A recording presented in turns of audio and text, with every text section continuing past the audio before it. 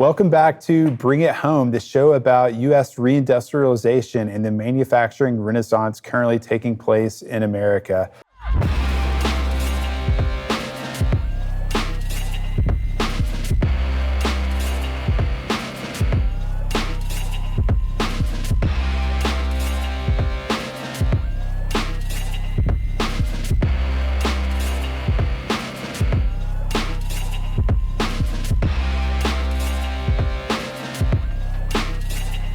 I'm your host, JP Hampstead. We've got a great show lined up today. Have a really interesting guest who's an expert on lithium-ion battery production and some new processes that cut down on the water and waste involved in that manufacturing. But first, I want to talk about some recent headlines that have come across the desk that are actually pretty exciting.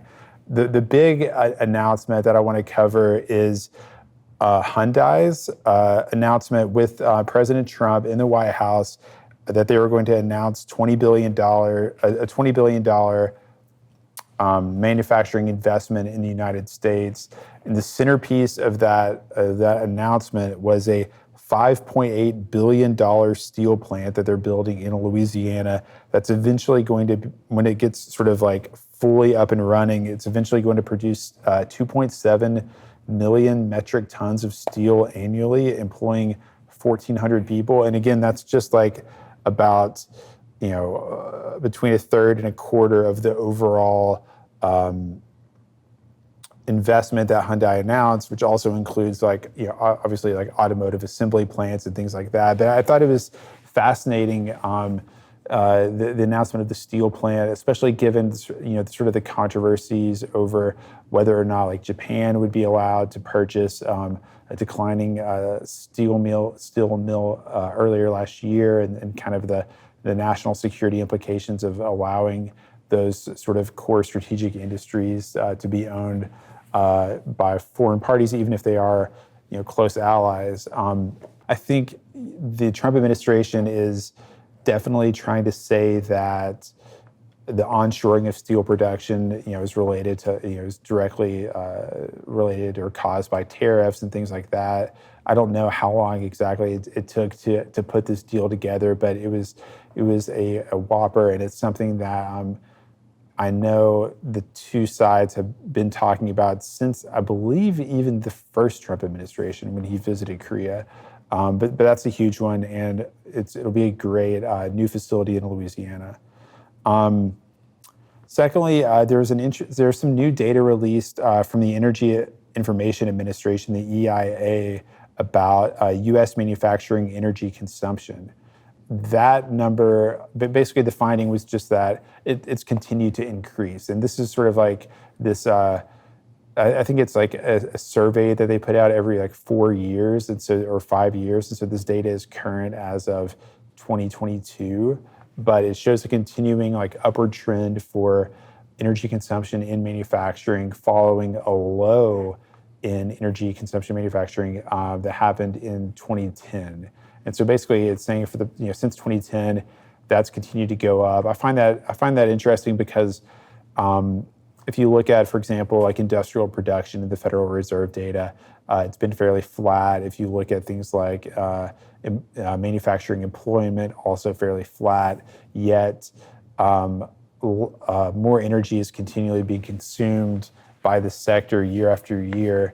I'll talk about this a little bit later with our guest. I'm going to ask her what she thinks about it, but I tend to view that as a positive thing. It means more work is being done, whether it's by man or machine, hopefully more value being added to whatever kind of product is being manufactured, whether it's some kind of chemical or industrial process, or engineering, precision things that require high voltage equipment, or robotics or electronics. So I thought that was an interesting sort of positive point. Another one that's interesting too, that's a bit of a reversal of trend rather than a continuation of one, is that German economic growth edged up in March. German growth edged up in March. It was the fastest pace in 10 months and the first increase in manufacturing production in nearly 2 years. The PMI, the Purchasing Managers Index, increased to 50.9 in March from 50.4 in February. And this is one of those sort of survey-based diffusion indexes where any number above 50 represents like expansion and any number below 50 represents contraction. I've written before in the Bring It Home newsletter about like German deindustrialization, which wasn't so much trade related as it was in the United States, but had to do a lot with like energy policy, the demolition or the decommissioning and dismantling of coal-fired power plants, and now even like nuclear plants that they're going after, which is dramatically like raising the cost of energy, which again is sort of a theme of this episode. And pretty soon we'll talk to Virginia just about how crucial that is in companies' decisions on where they want to locate their production facilities. What's the masterclass all about? Well, here's what I'm going to tell you. If you're a driver, you're an owner-operator, you're a fleet owner, whether you're in compliance services, dispatcher, no matter what it is, masterclass is for you. Every 2 weeks, you're going to sit down with me and we're going to go over certain business topics that are related specifically to your small trucking company operations. We're going to help you with everything from compliance to how to negotiate better on the spot board, how to find direct freight, and everything in between. This is the reason why you don't want to miss out on Masterclass. It's about an hour to an hour and a half, and then on top of that, you'll have the library to you so that way you can always research and reflect back onto it. Don't miss out this opportunity. This is built specifically for you. I'm excited and I hope to see you in class.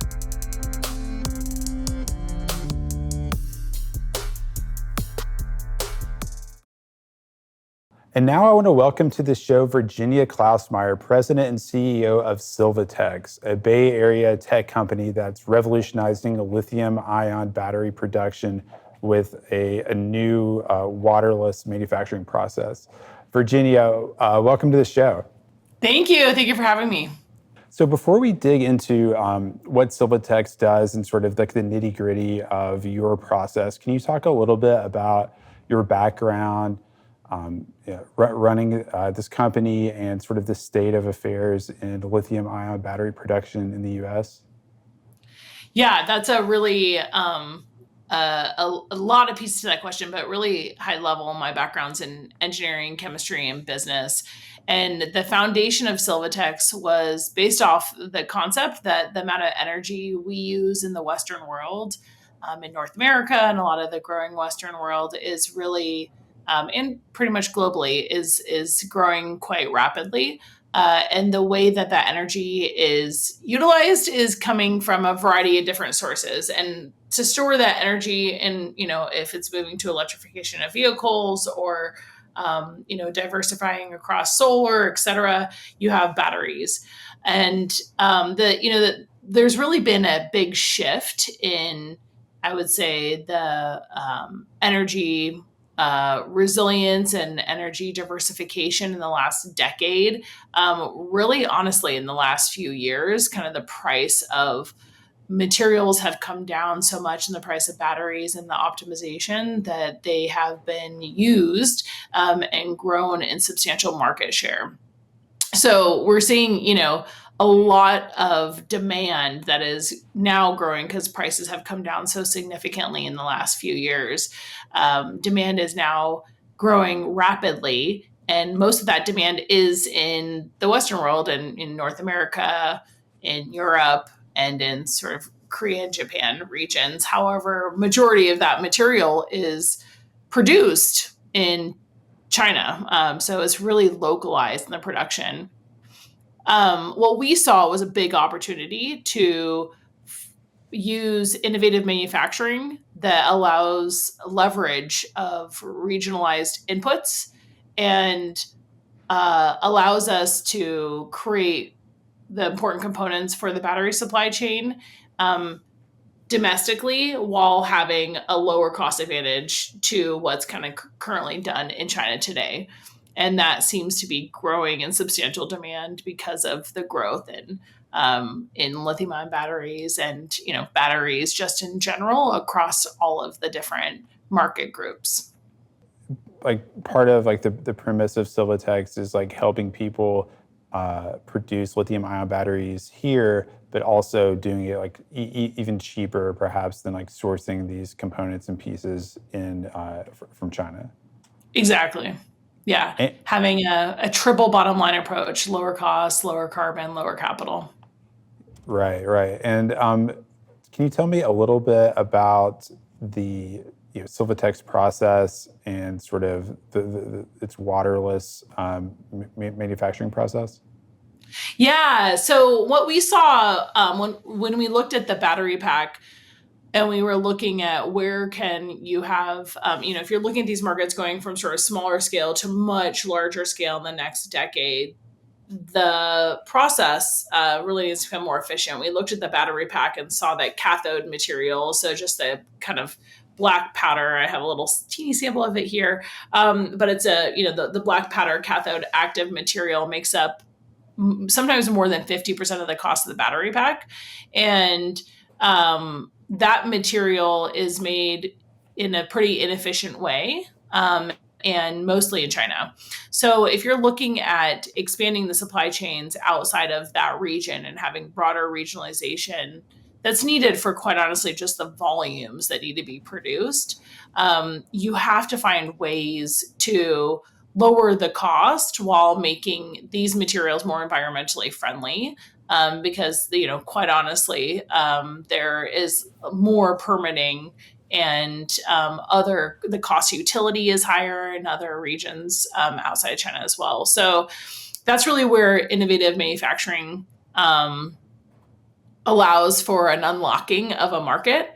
And our approach was to take this material that is in very high demand and unlocks kind of lower cost batteries across all these supply chains, from energy storage to electric vehicles to everyday batteries in our phones and our computers, but making it in a way that reduces the number of steps and doesn't utilize water and doesn't produce any waste. So ultimately what that means is you have a much more simplified process, which is lower in cost while reducing the environmental footprint, which is great.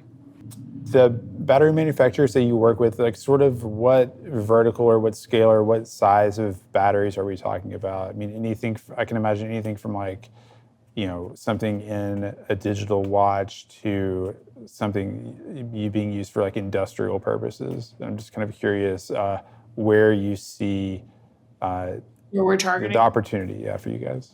Yeah, I mean, I think majority of the market growth is definitely in electric vehicle batteries and energy storage batteries. And it's mostly because those markets are growing significantly year after year, but also the volumes that you need of the material for those applications is 1,000x what you would see in a computer. So these markets they're growing exponentially, and we see that's where the great opportunity is.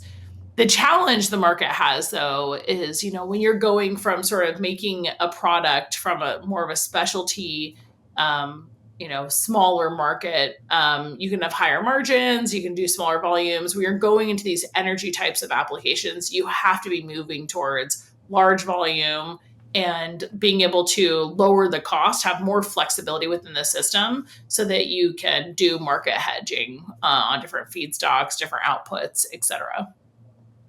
I see. That's fascinating. Yeah, I've looked a little bit into like the markets for not like power, but also like carbon credits and things like that. Mm-hmm. And it is fascinating how those sort of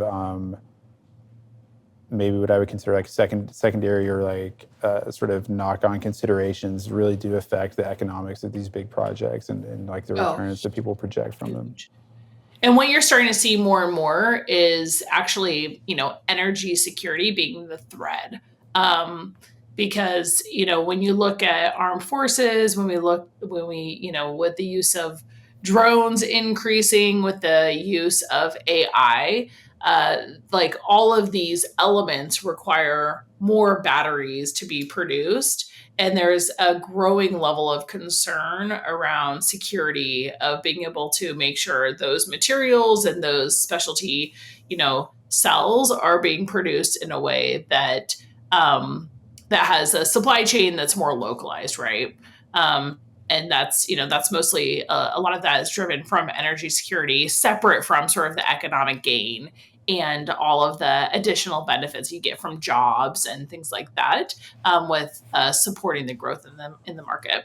Yeah, this might be somewhat tangential, but I read recently that like the majority of Russian casualties in the Ukraine war right now are being caused by drones, and I assume that like, like I think that like Ukraine has actually fielded at this point more than 1 million drones in its war, in its in the defense of its country, and so I imagine that those are being powered by lithium-ion batteries, and the production of them is, must be, the demand for producing those batteries must just be like skyrocketing. I mean, yeah, drones, AI, electric vehicles, energy storage, like all these pieces are every single component of it, like every human's impact and utilization of batteries is increasing rapidly.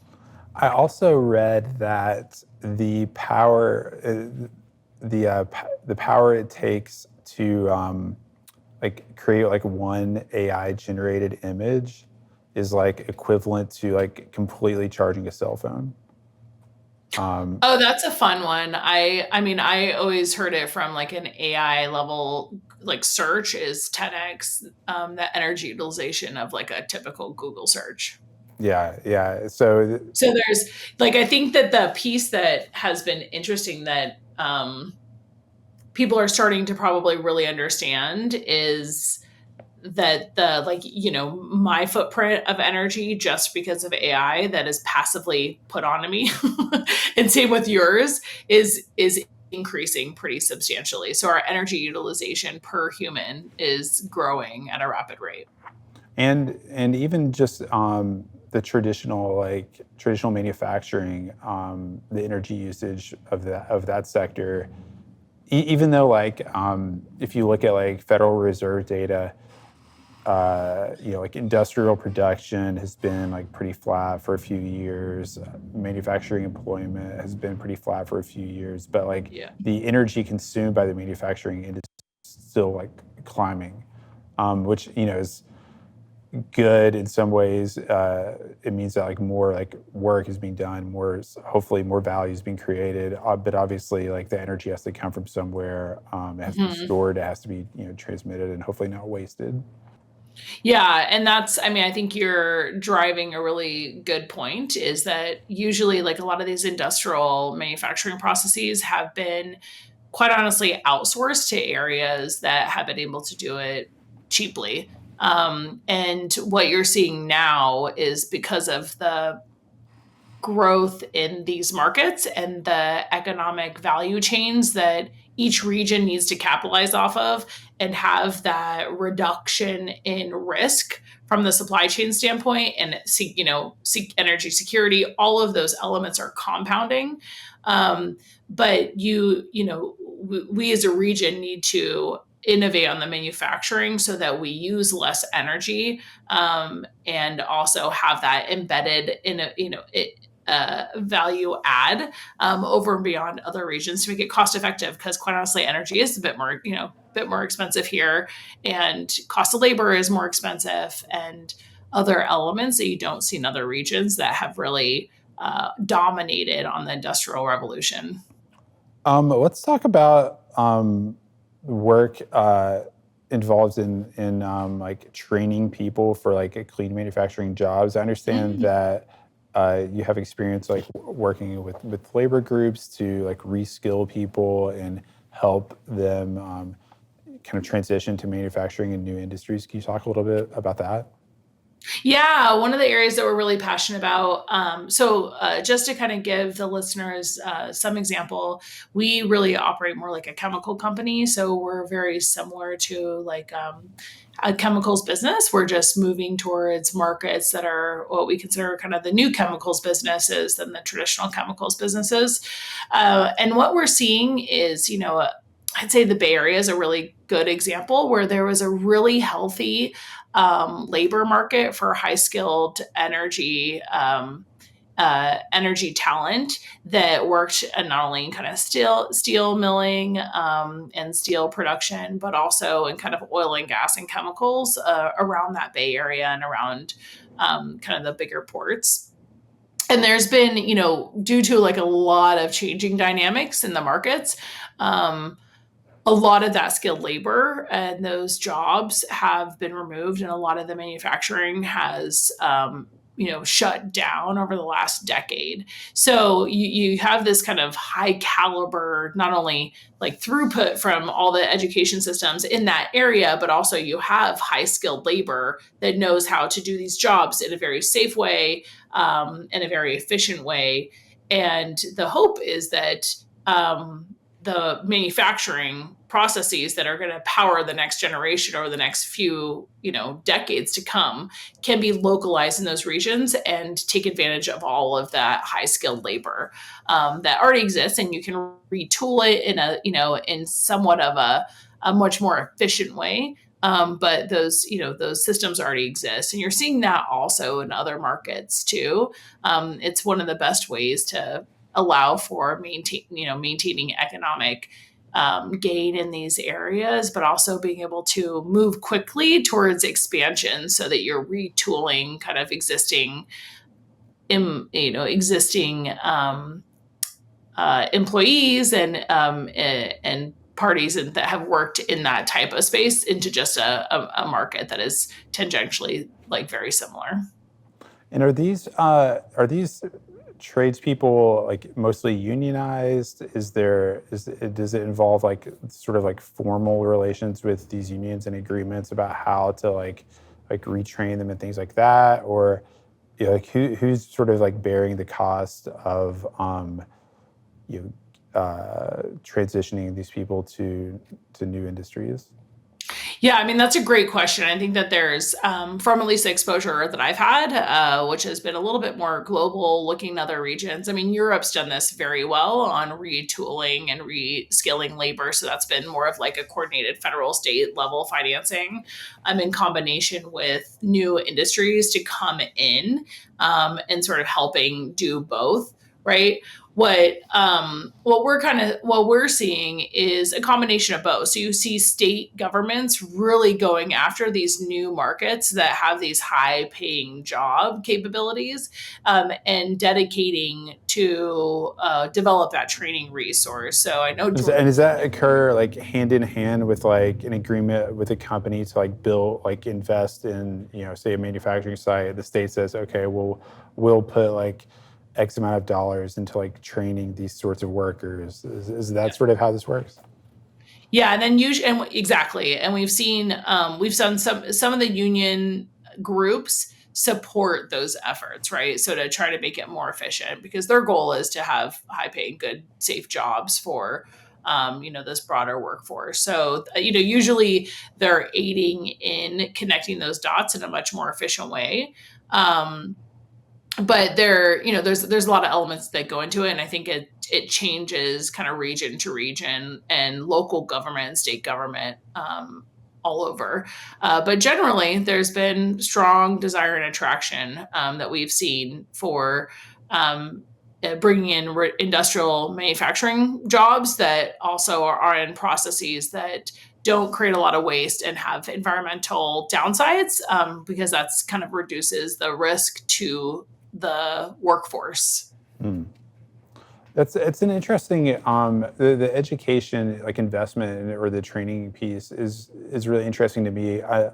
Living in the South, I'm based in Chattanooga, Tennessee, a lot these states are pretty successful at attracting capital investment, but it seems like a lot of the deals are just like massive, like sort of like tax giveaways type of things, and those sorts of subsidies, where investing in the workforce as a way to offset the cost for the whichever company is coming in to build a factory seems much more productive like over the long term, if that makes sense. Yeah, I'd agree. I mean, I think that there is like I'm no expert in that, but I'm pretty sure that there's data to show that having like retooling an already existing workforce in an efficient way aids in sort of a much more greater success of a project, and probably better yields, better cost margins, better longer term businesses, and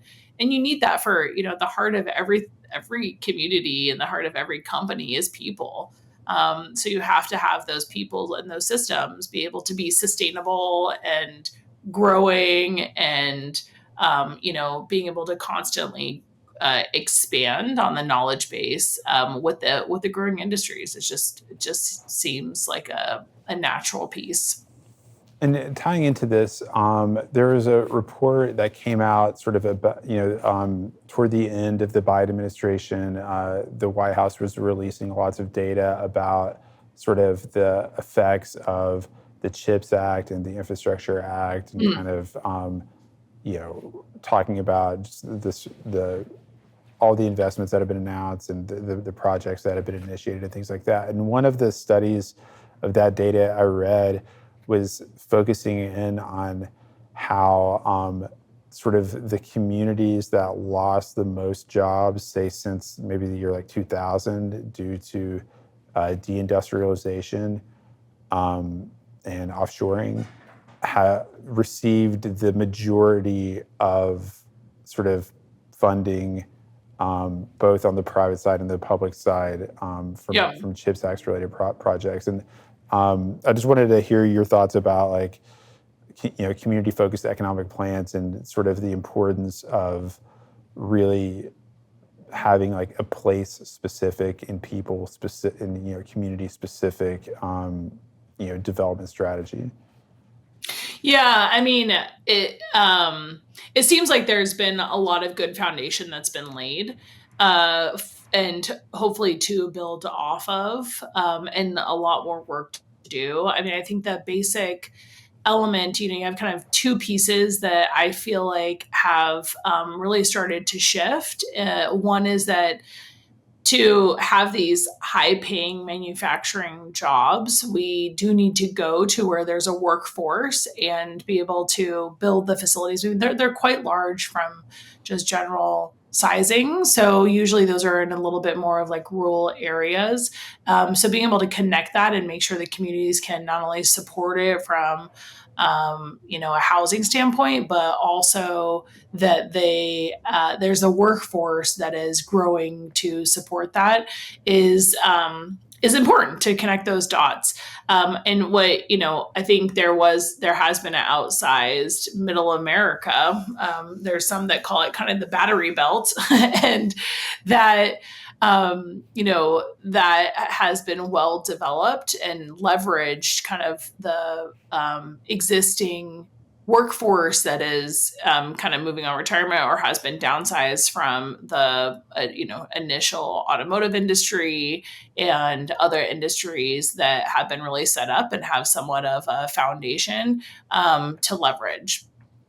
So you're definitely seeing, I would say, if you look at all of, I think I know what map you're talking about, but when you look at the investments that were made for a lot of these projects, a lot of them are kind of in middle America. I would call it down the battery belt, where there's a lot of transportation logistics and a lot of workforce that already has been working in these types of positions over the decades. Yeah, actually, the very first episode of this podcast was with someone from Memphis who was talking about Ford's like Blue Oval plant and like related battery facilities, I think, being built in maybe just on the Arkansas side of the Mississippi River. And he also mentioned like these like large lithium deposits in Arkansas and a partnership with a railroad from those mines to the battery production area. So tell me more about this like battery belt and where it exists, where the kind of the critical nodes are, and whether it's like, is it based on like the proximity to natural resources? Does it have something to do with like the cheapness or the inexpensiveness of labor and energy? Is it because of transportation infrastructure? I mean, I think you're touching on like a hybrid of, there's a number of factors that go into it, but one area that you're seeing, at least like you're seeing definitely in this administration, a lot more advancements around our, movement in critical minerals. Over the last few years, there's been not only because the market drivers have been higher, so because of macroeconomic trends, there's been a lot of increase in desire to look at different lithium sources and different sources of the critical minerals that go into these batteries. Again, you could do national security, but you could also just think about it as simplification of logistics and supply chains.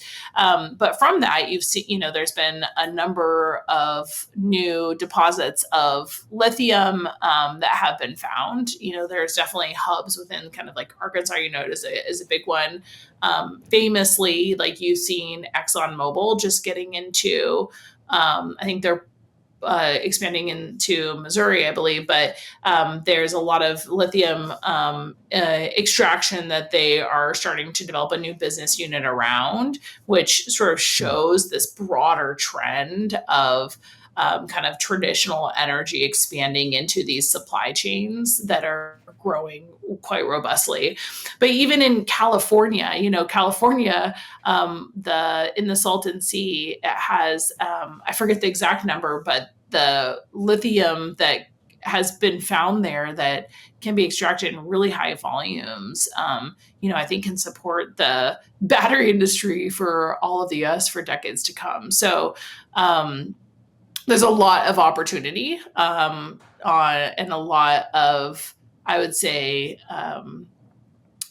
opportunity from not only the job standpoint, but also being able to have a real place in this market with coordinating extraction of these critical minerals and developing the battery supply chain in a much more efficient way for not only this region to have energy security, but also create a lot of economic wealth. So we're calling it the next oil boom.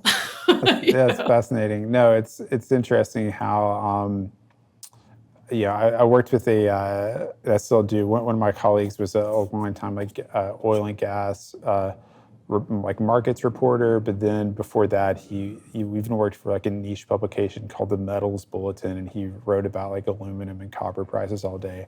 But one of the things he said was that he was there's no such thing as shortages of these minerals or metals. He's every single time the price gets too high, someone either invents a new technology to discover more of them, or they find a new deposit or whatever, and it just has gone on like that for hundreds of years. And it's quite interesting to think of all of the exploration and discoveries that we'll make even within our own borders, now that the pressure is on for us to regionalize our supply chains, tighten them up, not only for national security purposes or whatever, or strategic interests, but just simply because it's much, COVID showed us how much sensitive, cheaper it is and less risky it is to sort of have less far-flung and complicated supply chains, especially for electronic components. Completely. I mean, there is a lot of opportunity, and it does come with drivers in multiple directions. So you are seeing the administration, I think, try to coordinate some of those efforts. The sort of last administration definitely had laid a foundation for expansion of workforce, labor, manufacturing jobs, and now I think you're going to see that continue even further. Virginia, can you talk a little bit, just to round us off here, the end of our conversation, just about sort of your vision of a lithium-ion batteries, in the near future, 5 or 10 years from now? How will the industry be different, and how will the role of these batteries be different in sort of everyday people's lives? Yeah, no, good question. So, I mean, the way that I see the world, but I think this is probably a fairly common view, is that there's much more broader use of batteries that are going to be used either directly and or indirectly from sort of the energy sourcing, being able to have diversified and more a continuous energy production and or with like supporting our data centers and things like that, because of just the digital revolution has already occurred and is expanding quite rapidly.